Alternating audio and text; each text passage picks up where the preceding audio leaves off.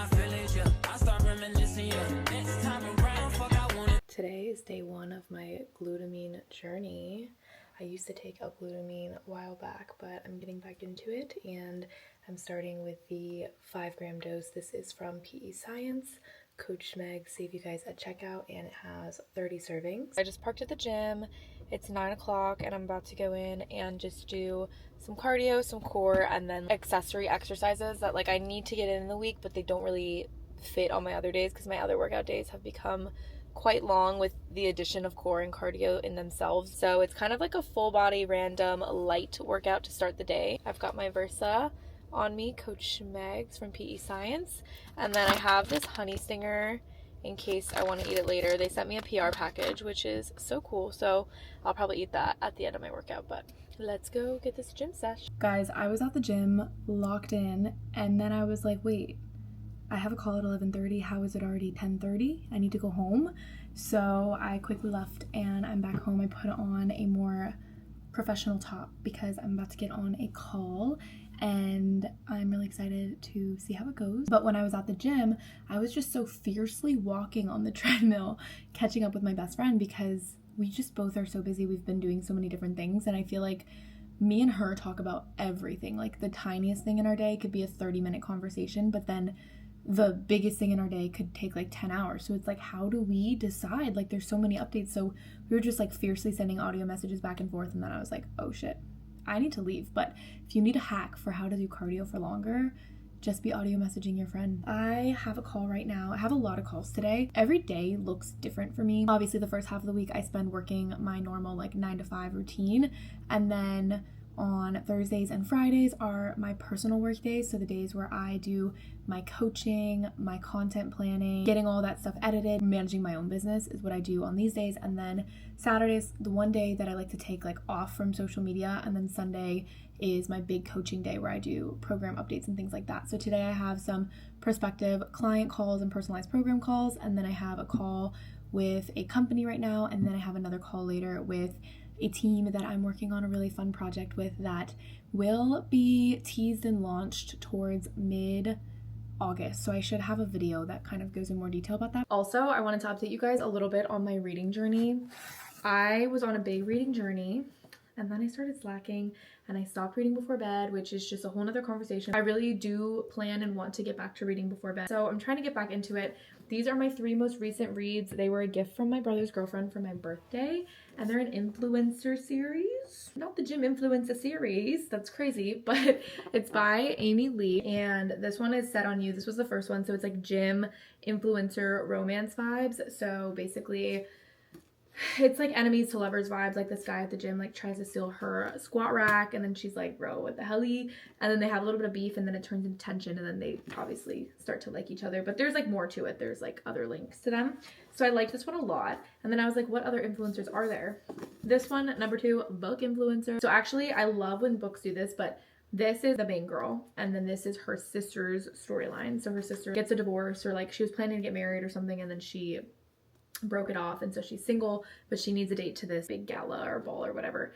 And so then she's okay, I'm making a list of all my exes. I'm gonna go on a hunt and meet with all my exes and see which one I can take with me. And also, obviously, in that you learn a lot about yourself and why things didn't work. But she has a male roommate who she's filling in on all this stuff. It's about the man that steps up at the end of the day. Don't let your ex-boyfriend stop you from finding your husband, okay? And then last one was my favorite. This one was so good. The Catch, these girls' friend. And she's a fashion-y influencer, and she has nowhere to stay. So then she finds this guy's Airbnb. They pretend that they're engaged. This was a really good series. I really liked it. If she makes more, I'll definitely read them. But I'm adding that. You guys are on my bookshelf right now, so sorry if you shake. She is just so stinking cute. I just think this looks so much better. So I have my cutie little croissant jelly cat, and then all these books. I'm also watching The Summer I Turned Pretty, and I'm watching it tonight. We're back on my book journey, and I'll keep you guys posted, but I just started Magnolia Parks because my best friend is she's my plug for the book. She lets me know you're gonna like this or you're not gonna like this, and she told me, she was you're not gonna like A Court of Thorns and Roses. And I didn't listen because I was I can be like the other girls. I can. And I didn't like it.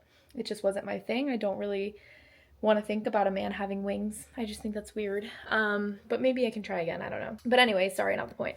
Started Magnolia Parks and I'm excited. It's going to be like a different speed than the books that I'm used to reading, she said. But she was like, I think you're going to like it. It's giving like Gossip Girl vibes. So yeah, I'm giving it a shot. I'm 5 chapters in and there's a few books. So that's my next series. Keep me accountable and hope that I read it up. I had 2 calls. One was a personalized program one, just kind of renewing her contract and talking about the new program.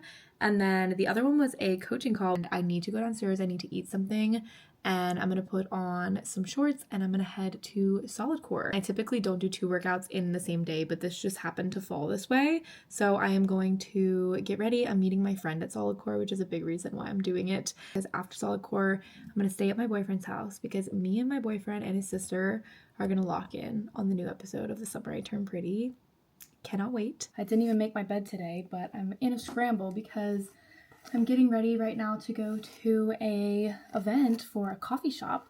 A local coffee shop is opening and I was invited to their influencer kind of event where we get to sneak peek it and taste test and all the things. So I am so excited. I just did a very fast like 5-minute makeup routine and I'm quickly going to blow out just pieces of my hair and then we are going to get going. And I got a +1, so I'm bringing my mother, of course, and we are so excited. She actually does like coffee. I personally don't like coffee, so I needed someone who actually likes coffee to like give it a good review. Learning how to actually use my Dyson is one of my biggest accomplishments in life. Here is the makeup and the hair, and then for my outfit I just have on this bodysuit and then these like wide leg pants, and I'm gonna put on some sneakers and a purse and be out of here. Hey girl. Red velvet cookie. What was this? Spinach and feta. Spinach and feta. Yummy. And then Mama got, what did you get? The pistachio? Iced pistachio. And then I don't even drink matcha, but this just sounded really good. It's the matcha with strawberry. We got just a normal chocolate croissant, and then what's in here? Gigantic brownie. Big brownie. Yeah, that is super good. Matcha slays. I feel it tastes grassy, but this one, because I got the ultra sweet version, is really good. It's the So strawberry. it's strawberry matcha. Yeah. Very good. And then we got this braided Danish. Best Danish I've ever had. Yeah. Dare I say. Dare I say. Anyways, Spinach and feta. you tell them what you think of your snack. Iced pistachio latte. What do you rate it out of 10? Oh. 8, 9. Okay. Okay. It's a very good latte. The red velvet It's freaking huge. is very huge. Really good, and I'm not generally a fan of red velvet. Chocolate brownie. What do we think? What do we think? Very good. Delish. It's got like a dark chocolatey vibe to me. It seems nice and like dense. Mom, do you want to know a fun fact about red velvet? You probably already know it. It's just chocolate. Major bomb alert. It's Thank just you. chocolate. Thank you for educating me. You're welcome. We just got back from our errands and we got all kinds of stuff, so I'm gonna do a quick little haul for you guys. We'll start with HomeGoods. We got a lot of Halloween. Don't judge, it's time. Get with it. We got these cute little ghosts with this pink. So we're thinking of like a pink theme for the living room. And then we got this ghost garland that we can either put like on the mantle or where the TV is. And then cute pink pumpkin. So kind of like a little pink fun cream theme in the main room. And then we're working on revamping a room in the house that we just never really decorated. And so we got this big basket to go in there. We got 2 of these pillows because we kind of have like a green and blue theme coming together, so I thought this was a good way to incorporate both. And then from Target, I just got this big basket because I have this little basket that I've been putting my pajamas in, but I'm getting more and more pajamas because I love a little fun pajama moment. And then I got these cute pajama pants. How fun. They're just striped like green, comfy. They kind of look like they could be a normal lounge pant too. And then really random, but I got this little capybara nightlight. It was $5, but it's one of these lights you just touch it to turn it on to use as a book light, because when I'm reading at night I don't get enough lighting in my room, and I used to have something just like this and it died, so I just got this one and I think it'll be so fun, and it runs on battery so I won't have to replace it. And then for my bathroom, I got this new shower curtain just because I thought it was fun and like a little bit different. I just kind of wanted to switch it up. I got this candle because I thought it smelled so good. It's pumpkin pancakes, which I don't really feel like it smells like pumpkin pancakes. It kind of just smells like cinnamon, but I like it, and it's cute in orange to go with the decorations as we get decorating. And then for my friend Katie, since I won't update this before I send it, I got her all these cute little teacher plushies because I thought they'd be really cute for her classroom. And then the whole reason that we even went to Target was because I wanted to find this perfume. This is the Maud Ariana Grande Vanilla perfume. I had a little mini sample of this, and I honestly had never really used it, and then I tried it the other day, and I thought it smelled so good. So I wanted a nice basic vanilla scent. I feel like this would be nice for the fall time. Yeah, that's pretty much everything.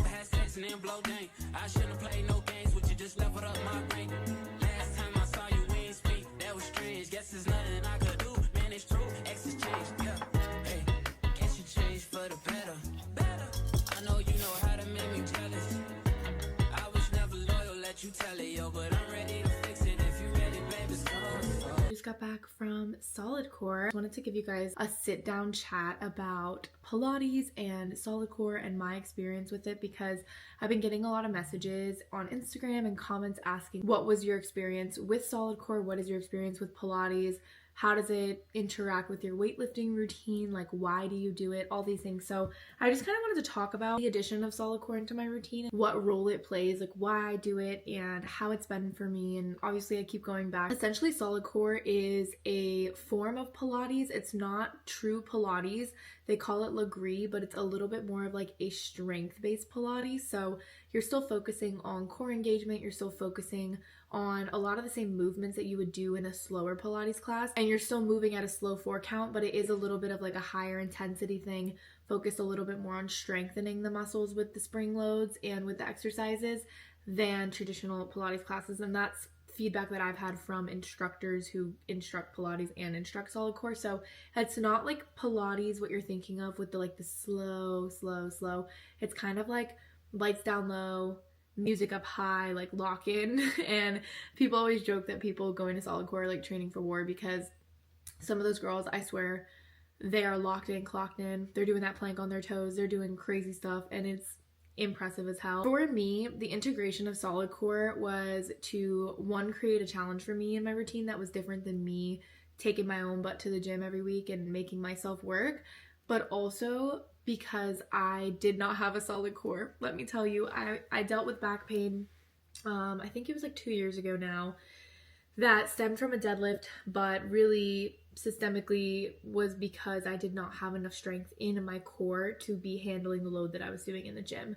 I'm not someone who does an ab circuit all the time. I've been better about it lately, but back then I was like, you couldn't force me to do abs. Like, I don't want to do them on my own, or I don't make time for it. So I was like, why don't I buy a class? Like, I buy a class once a week and I try to go, and it forces me to go because I paid for it, and I don't want to be sitting there doing nothing while everyone else is doing something. So that's how I got into Solidcore. It was not because I was like, this is right up my alley, this is like my speed. Like, I was horrible at it. I did the beginner class. I have a beginner 50. I think I did it 10 times.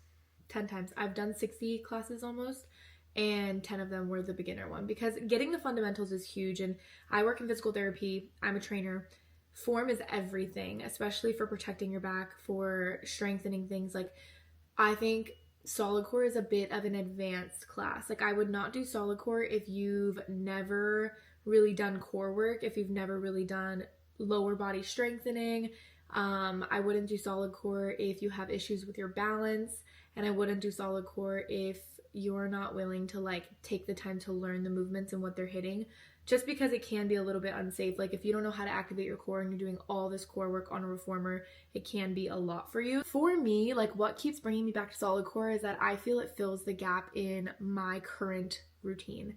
I weight train 4 to 5 times a week, and there's still things that I don't hit in my weight training, specifically all the little muscles. Like, I'm talking glute minimus, I'm talking balance, I'm talking stability, I'm talking core. There's just a lot to hit in the body. It's really hard to have a push-pull leg day split that still encompasses core and stability and all the things. So I like it because I feel like it's a gap filler, and I don't view it like, yes, it's intense in the moment. I'm struggling in the moment, but it's not intense on my body to the point where it impacts my weight routine. Like, I really can keep my weight training the same and just integrate solid core. There was a period of time I was doing solid core and then I would go to the gym and hit upper body after, because it's not overly intense in one muscle group. It's a really nice like full body movement. And I like the class aspect. I like the challenge aspect. I like that I go with my friend, and I like being pushed sometimes, like out of my comfort zone, like doing movements that I wouldn't myself decide to do, but obviously if they're running the class, I got to do them. So I've definitely gotten a lot better at solid core. I've really committed to it and I've learned to love it. I learned to love the challenge. I've learned to love the burn, and I've learned the movements, like the foundational movements and how the class runs. So now I'm really comfortable, but it did take me a little while. So I will be honest about that. There's a big dialogue, and it's kind of like a thing right now. It's like the buzzwords of Pilates over lifting. Pilates is better for your arms. Pilates better for your body. I look better than I ever have when I did Pilates versus lifting. I think like the first thing I want to say is any modality of training is beneficial. If you're someone that you want to just get moving, you're getting moving. Don't think that going to the gym 3 times a week that you're failing because you're not doing Pilates too.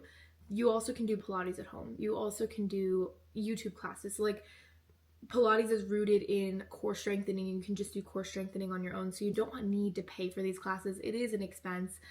And I think a lot of people are starting to like lift up one modality of exercise by putting another one down, when I think that that's the absolute opposite thing. I do both. Like I do both, and I feel the best that I've felt in my body and in my training. And it's because, like I said, they're gap fillers. And so that's where I want to kind of come to reminding you guys that knowing your goals is huge. So for me, my goals are to be healthy, move my body, move for function and longevity, which means being able to stand up without using my hands, being able to lunge down controlled, being able to lift things and squat things, etc. There's a lot that comes with that, and that is where the strength training is huge. But I also, of course, want to grow my glutes. I want to flatten my stomach. I want to look my best and feel my best. And so for the physique-based things, if you want to grow your glutes, solid core is not going to do it for you. 5 days a week in Pilates is just not going to do it for you. It's not enough stimulus on the muscle.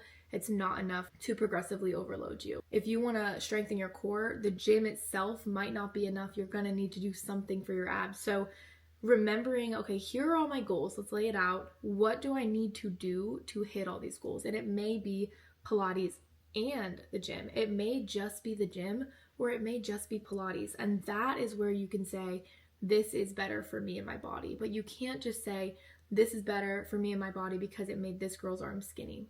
Well, how was she eating?